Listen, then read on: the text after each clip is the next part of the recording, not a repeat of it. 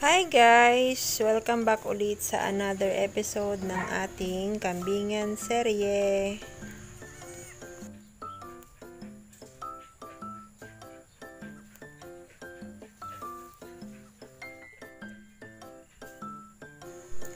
Update guys sa ating mga native na inahin. So ayan guys yung resulta ng kanilang mga anak ay magaganda guys yung inalabasan ng crossbreed ng native at boer na kambing.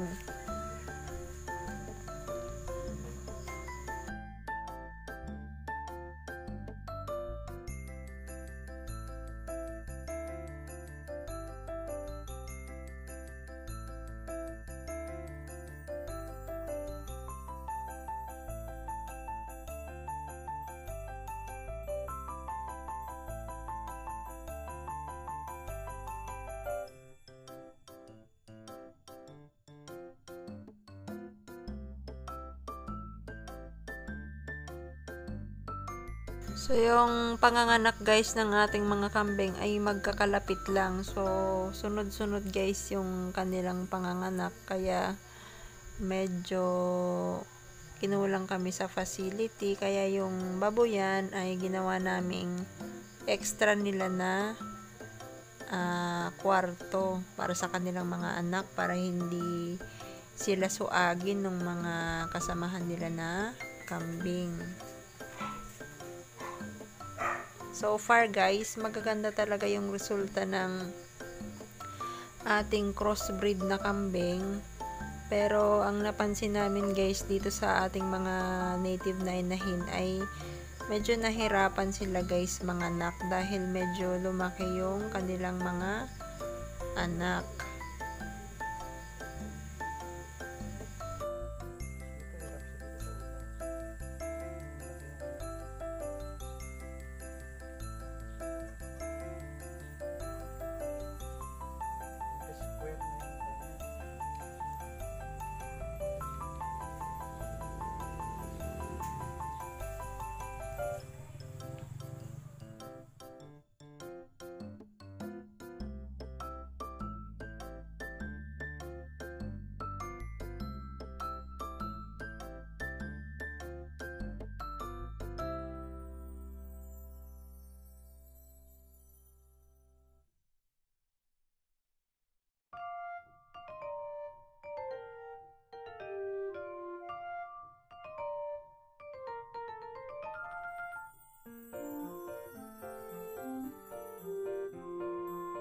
So, dito guys, sa babuyan, ay dito muna yung ating mga native na inahin.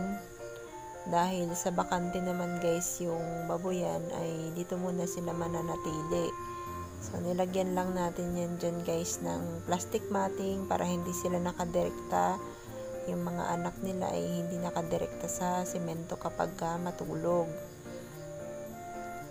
So, yan guys yung update sa ating mga native na inahin.